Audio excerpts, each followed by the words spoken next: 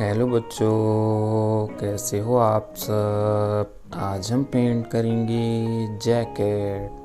तो देखते हैं इसको पेंट करने में कौन से कलर यूज़ होंगे।